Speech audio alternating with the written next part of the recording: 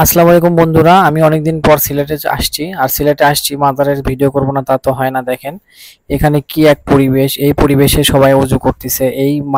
এই পুকুরের ভিতরে গজার মাছ আছে, গজার মাছের অনেক আঁশ, অনেক পচা কেঁচা অংশ আছে। তো এখানে সব ওযু করে, তো ওযু করার ভিডিওটাই করলাম, কারণ এখানে মাজারের সাথে হলো মসজিদ, মসজিদে অনেকে নামাজ পড়ে। তো এখানে দেখেন টাকার একটা হচ্ছে ডাবর বলে, টাকা পিতলের হাঁড়ি, অনেকেই অনেক রকম টাকা দান করে। এটা হলো ইজারা নেওয়া হয়, এবং এখানে এই পাতিলে লক করা আছে, প্রচুর পরিমাণে টাকা আছে। এত টাকা পয়সা আল্লাহ তাআলা যে কিভাবে এখানে মানুষ দেয় তা জানি না। আর অনেকেই বলে এই মাজারে নাকি কবুতরের গু থাকে না। কবুতরের গু থাকবে না তার একটা যথেষ্ট কারণ আছে। এত মানুষ আসে, তার পায়ে পায়ে তো কবুতরের গুগুলো উঠে চলে যায়, তো কবুতরের গু থাকবে কিভাবে? আর এখানে সিলেট হলো বৃষ্টি হয়, একটু একটু কিছু না হতেই বৃষ্টি।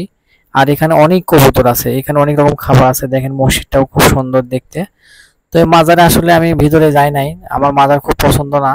অনেকেই দেখবেন এই মাজারে মানত করে, কত কি করে, আসলে এগুলো কতটা জায়েজ আছে? শিরেক, আসলে শিরেক, এগুলো করা ঠিক না। তবে পরিবেশটা খুব ভালো।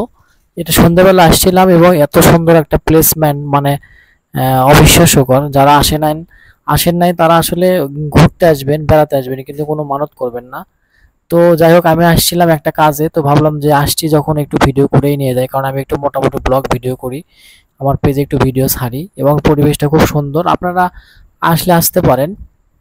তবে এখানে অনেক মজার মজার কিছু সিলেটে অনেক মজার মজার জিনিস আছে, যা কিনা চা বাগান আছে, আরো অনেক কিছু আছে। তবে মাজারের বিশেষ করে সন্ধ্যার পরে আসলে মাজারটা বেশি সুন্দর লাগে। তো একটু পরে আমরা চলে যাব, এই আর কি। তো ভিডিও করলাম এই জন্যই যে আমার পেজে থাকে, যেন অনেকেই দেখতে পারে। তবে যাই হোক, আমি সিলেটে আবার আসবো ইনশাল্লাহ, এসে অনেক ভিডিও করব।